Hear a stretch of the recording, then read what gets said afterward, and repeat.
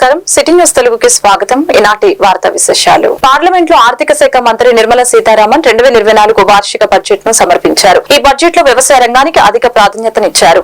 అలాగే ఏపీకి వరాల జల్లు కురిపించారు. ఏపీ రాజధాని అమరావతికి 15,000 కోట్లు కేటాయించినట్లు మంత్రి వెల్లడించడం జరిగింది. అమరావతి నిర్మాణానికి బహుళ సంస్థల ద్వారా నిధులు సమకూరుస్తున్నట్లు పేర్కొన్నారు.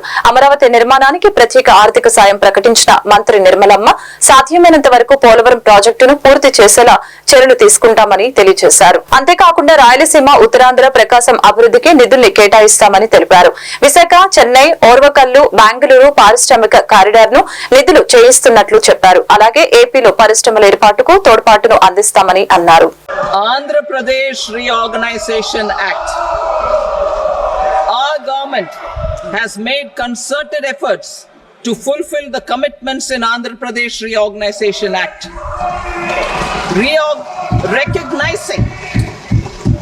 Recognizing the state's need for the capital, recognizing the state's need for a capital, we will facilitate special financial support through multilateral development agencies. In the current financial year, 15,000 crore rupees will be arranged with additional amounts in future years.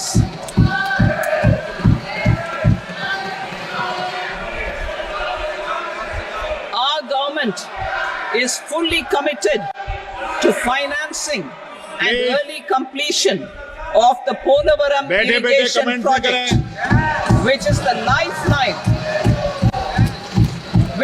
lifeline for Andhra Pradesh and its farmers. This will facilitate our country's food security as well. Under the Act, Andhra Pradesh Reorganization Act, for promoting industrial development, funds will be provided for essential infrastructure such as water, power, railways and roads in Kopparthi node on the Visakhapatnam-Chennai industrial corridor and Varavakal node on the Hyderabad-Bengaluru industrial corridor. An additional allocation will be provided this year towards capital investment for economic growth. Grants for backward regions of Rayalaseema, Prakasham, North Coastal Andhra, as stated in the Act, will be provided. అసెంబ్లీలో చంద్రబాబు కీలక వ్యాఖ్యలు చేశారు. June 4న వచ్చిన ఫలితాలు కొత్త చరిత్ర సృష్టించాయని తెలిపారు. ఏపీలో ఎన్డీఏ కూటమికి 93% స్ట్రైక్ రేట్, 57% ఓట్లు వచ్చాయని తెలిపారు. గతంలో ఎన్టీఆర్ హయాంలో కూడా ఇలాంటి ఫలితాలు రాలేదని తెలియజేశారు. భవిష్యత్తు తరాల కోసం బాధ్యతతో ఓటు వేశారని ఓటర్లను కొనియాడారు. టీడీపీ, జనసేనకు బీజేపీ తోడవటంతో ఎన్నికల ఫలితాల్లో సునామీ వచ్చిందని తెలియజేశారు. బీజేపీ కూడా కలిసి రావడంతో భారీ విజయం సాధించామని తెలిపారు. సీఎం చంద్రబాబు ఇదే క్రమంలో మాజీ ముఖ్యమంత్రి వైఎస్ జగన్ ను ఉద్దేశిస్తూ చురుకలు అంటించారు. ప్రతిపక్ష నాయకుడికి సభకు వచ్చే ధైర్యం లేదని విమర్శించారు. గతంలో ఏమైనా మంచి పనులు చేసి ఉంటే చెప్పేందుకు ధైర్యం ఉంటుంది. అయితే గతంలో ఏమీ చేయలేదు కాబట్టి అసెంబ్లీకి రాకుండా ఢిల్లీలో రాజకీయం చేస్తున్నారు. ఈ సందర్భంగానే డిప్యూటీ సీఎం పవన్ కళ్యాణ్ కేంద్రం ప్రవేశపెట్టిన బడ్జెట్ పై ఆనందించారు. రాష్ట్రానికి అధిక నిధులు కేటాయించడంతో పాటు రాష్ట్ర రాజధాని నిర్మాణానికి కట్టుబడి ఉన్నందున అభినందించారు.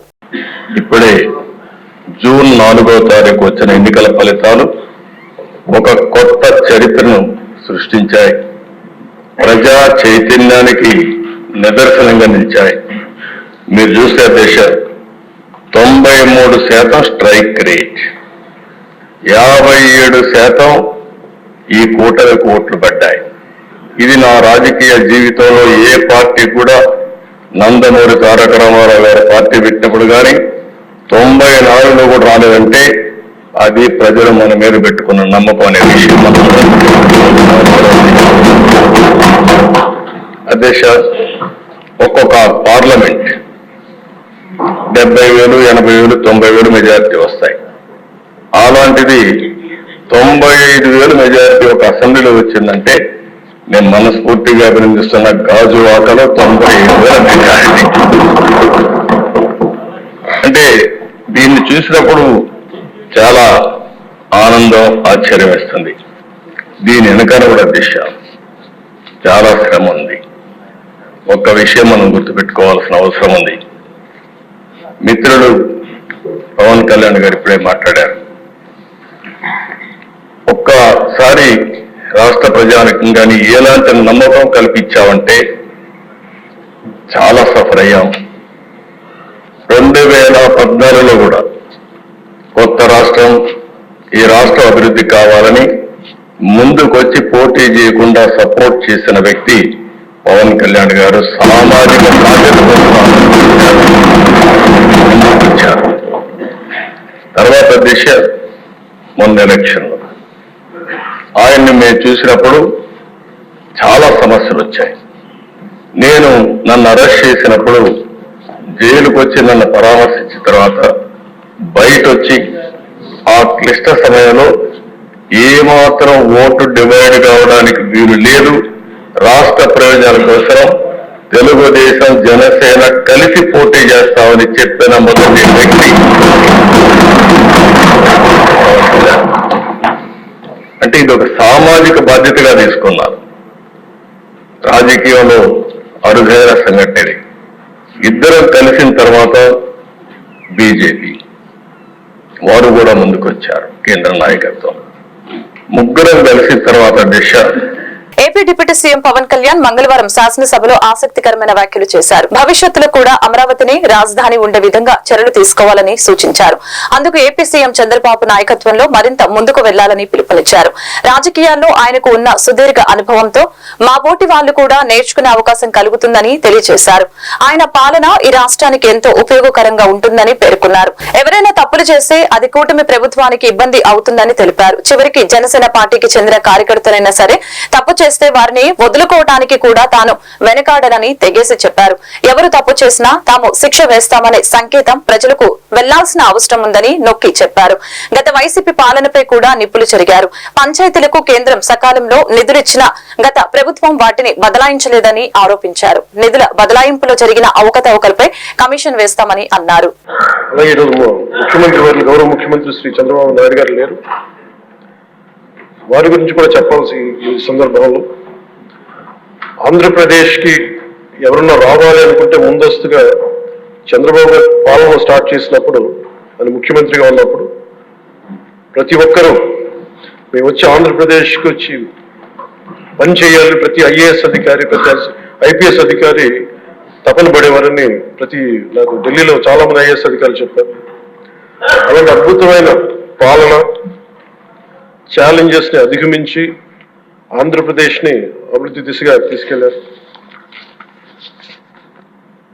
ముఖ్యంగా ఆయన బాగా నచ్చే అంశం నాకు ఆయనలో ప్రత్యర్థులను కూడా గౌరవించే గొప్ప గుణం.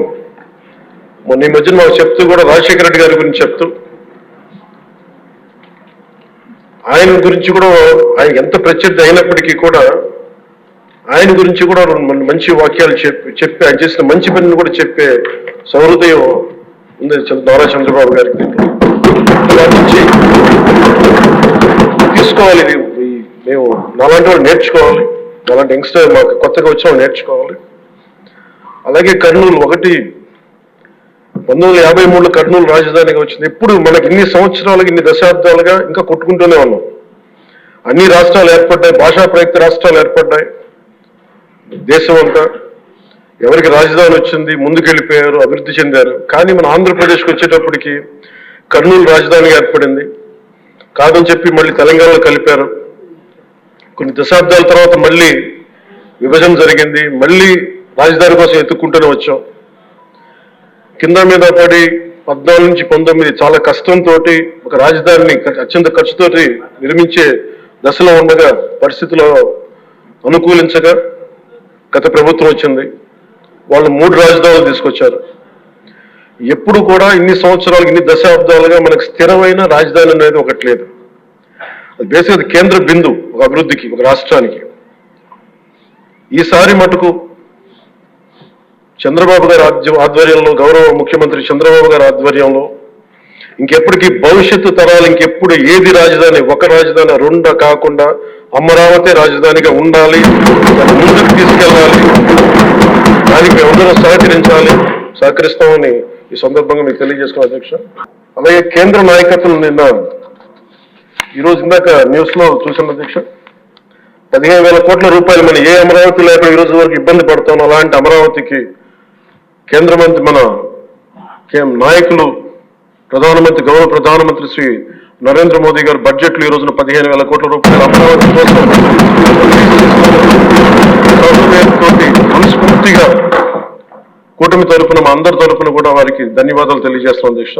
ప్రభుత్వంలో భాగస్వామ్యంలో కార్యకర్తలు కానీ మా సహచర ఎమ్మెల్యేలు కానీ మీరు వ్యక్తిగతంగా ఏ తప్పులు చేసినా అది ప్రభుత్వం మీద పడుతుంది. అలాంటి తప్పులు జరగకుండా చూసుకోండి.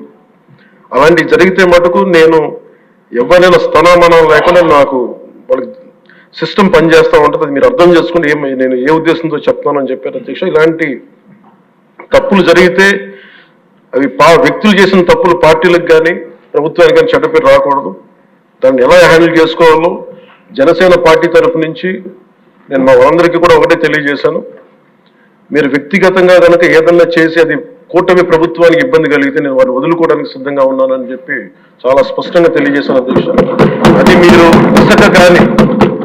ఇసుక విధానాల్లో కానీ మైనింగ్ విధానాల్లో కానీ ఏ రకంగా సరే గత ప్రభుత్వం చేసింది కదా మేము కూడా చేస్తామని ఎవరన్నా నాకు జనసేన పార్టీ తరఫు నుంచి ఎవరన్నా సరే ఉంటే వారిని నియంత్రించే బాధ్యత, వారిని సరిచేసే బాధ్యత మేము తీసుకుంటాం.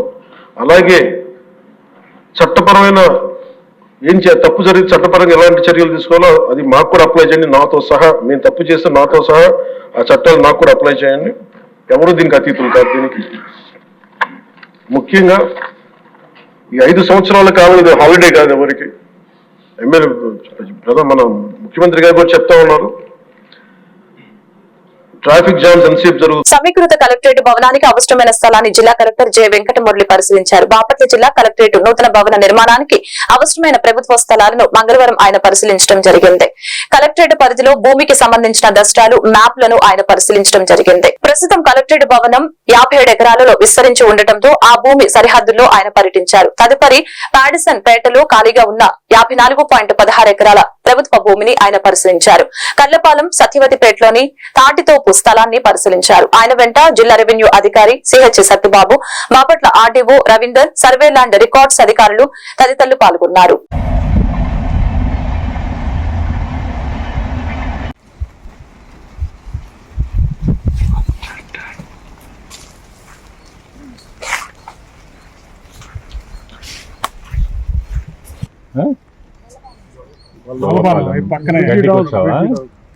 బర్రెలు ఉన్నాయి నీకు? ఇప్పుడేదో ఇల్లులు ఉన్నాయి ఇక్కడ.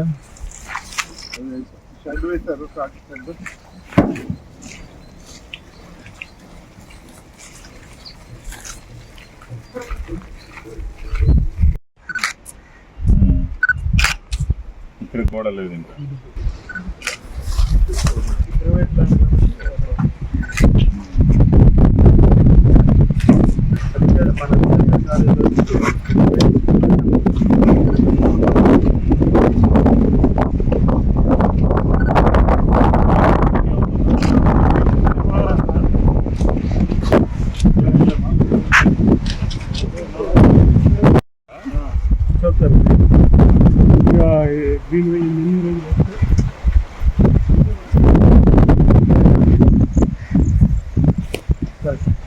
జనసేన పార్టీ రాష్ట్ర అధ్యక్షుడు పవన్ కళ్యాణ్ ఆదేశాల మేరకు రాష్ట్రంలో జనసేన పార్టీ క్రియాశీలక సభ్యత్వ నమోదు కార్యక్రమాన్ని ఘనంగా నిర్వహించడం జరిగింది. ఈ కార్యక్రమంలో భాగంగా పరచూరు పట్టణంలో ఈ రోజు జనసేన కార్యకర్తలకి క్రియాశీలక సభ్యత్వ నమోదు కార్యక్రమాన్ని ఉమ్మడి ప్రకాశం జిల్లా ఇన్ఛార్జి పెదపూడి విజయ్ కుమార్ ఆధ్వర్యంలో పరచూరు జనసేన పార్టీ కార్యాలయంలో ఈ కార్యక్రమాన్ని ఘనంగా నిర్వహించడం జరిగింది. ఈ కార్యక్రమం పెద్దపూడి విజయ్ కుమార్ మాట్లాడుతూ జనసేన పార్టీ సైనికులు ఈ క్రియాశీలక సభ్యత్వం తీసుకున్న వారికి ప్రమాద బీమాతో పాటు రాబోయే రోజుల్లో పార్టీలో జరిగే కార్యక్రమాలకు క్రియాశీలకులుగా వ్యవహరిస్తారని తెలిపారు. కార్యక్రమంలో మండలంలోని జన సైనికులు క్రియాశీలక సభ్యత్వం నమోదు చేసుకుంటున్నారు.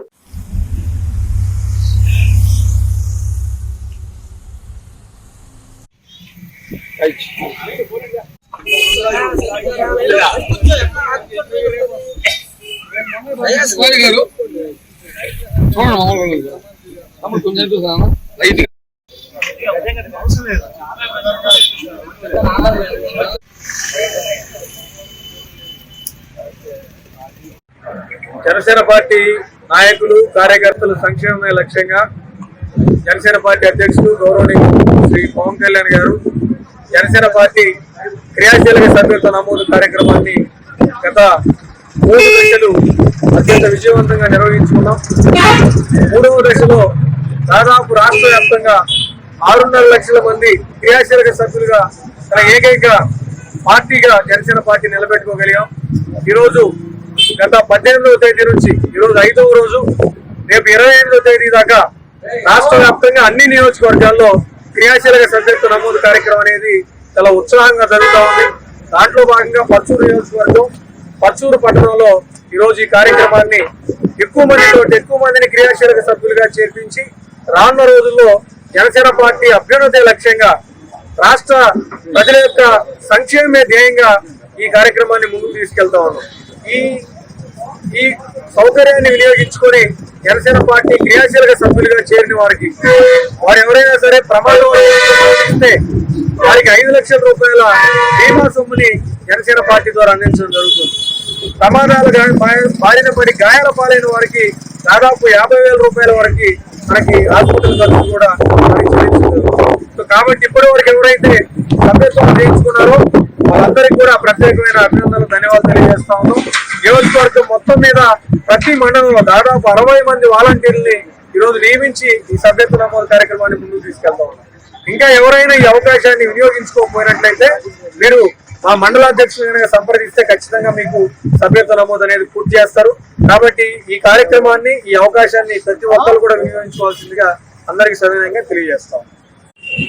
ఈరోజు పర్చూరు నియోజకవర్గంలో క్రియాశీలక సభ్యత్వ నమోదు కార్యక్రమం పర్చూరు పట్టణంలో నాసిక్లో ఒకేసారి 150 మంది పార్టీ సభ్యత్వం జరుగుతుంది.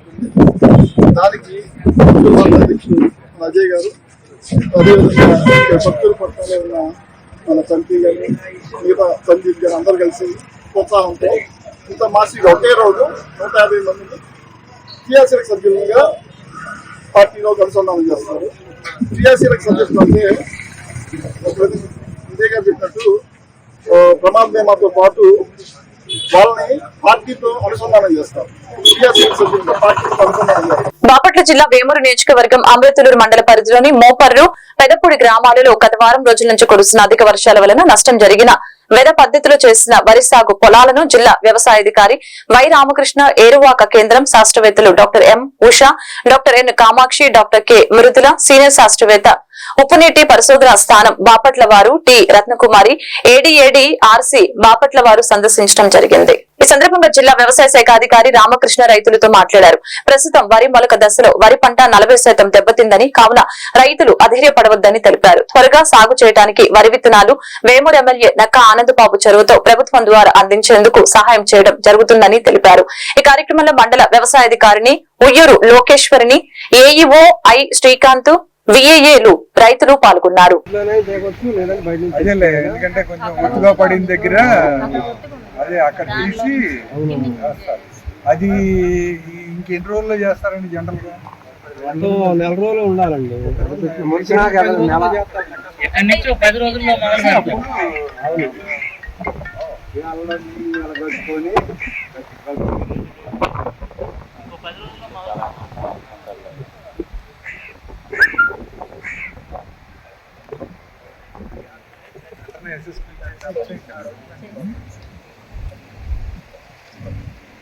నేను అక్కడ అడుగుదాం అనుకున్నది అదే గ్యాప్ ఫిల్లింగ్ ఏమన్నా చేస్తారా ఏదైతే దాంట్లో ఒక 5%.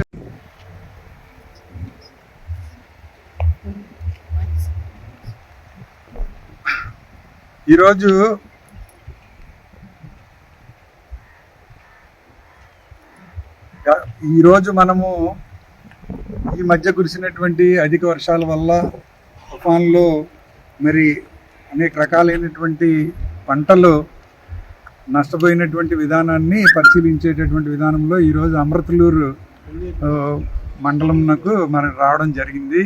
ఇప్పుడు ప్రస్తుతం అమృతలూరు పెదపూడి గ్రామంలో ఉన్నామండి. ఇక్కడికి మరి ఈ రైతులు వేసుకున్నటువంటి యదలో జల్లినటువంటి వరి పొలాలు మరి ఏ విధంగా ఇబ్బందికరమైనటువంటి పరిస్థితుల్లో ఉన్నాయి, వాటి యొక్క మొలక శాతం ఎంతవరకు దెబ్బతింది, మరి తదుపరి వారు తీసుకోవాల్సినటువంటి ఈ చర్యలు ఏంటి అనేటటువంటి విధానాన్ని పరిశీలించడానికి ఈరోజు బాపట్ల నుంచి ఏరువాక సంబంధించినటువంటి శాస్త్రవేత్తలతో పాటు మరి వ్యవసాయ శాఖకు సంబంధించినటువంటి అధికారులు నేను కూడా రావడం జరిగింది.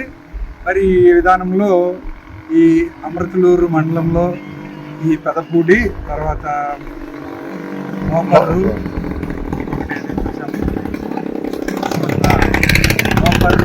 పెదపూడి గ్రామాల్లో సుమారుగా 1000 ఎకరాల వరకు కూడా మరి ఎదజల్లినటువంటి వరి పంట మరి వాస్తవంగా నీట మునిగి 2-3 సార్లు వర్షాల్లో మునిగి బయటికి రావడం అనేటటువంటి విధానం వలన సుమారుగా 40 నుంచి 50% వరకు కూడా జల్లినటువంటి విత్తనం మొలకెత్తనటువంటి పరిస్థితుల్లో మరి పంట ఇబ్బందికరమైనటువంటి పరిస్థితుల్లో ఉందని చెప్పి రైతులు తెలియజేయడమే కాకుండా మనం పరిస్థితిని కూడా గమనిస్తూ ఉన్నాము.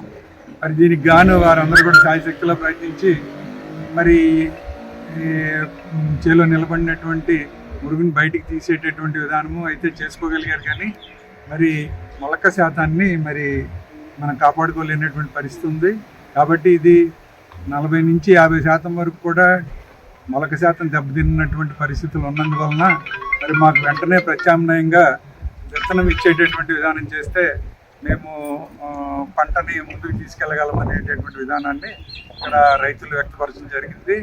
మరి మోదు పెదపూడి గ్రామంలో మరి సుమారుగా రైతులందరూ కూడా మీరు విత్తనాలు ఇచ్చినట్లయితే మేము నారుమళ్ళు వేసుకొని నారుమళ్ళ ద్వారా మరి మనము వరిని నాటుకునేటటువంటి విధానం చేస్తాము అని కోరడం జరుగుతుంది. దాని మీదట వారికి విత్తనం ఇచ్చేటటువంటి విధానంలో ప్రభుత్వానికి ప్రతిపాదనలు పంపి వెంటనే వారికి 4-5 రోజుల్లో మరి వాళ్ళు విత్తనాలు సరఫరా చేయగలిగినట్లయితే మరి రైతులకు మీరు సహాయం చేసినటువంటి వాళ్ళు అవుతారు. ఈ వార్తలు ఇంతటితో సమాప్తం. మరొక బులెటిన్లో మళ్ళీ కలుద్దాం. నమస్కారం.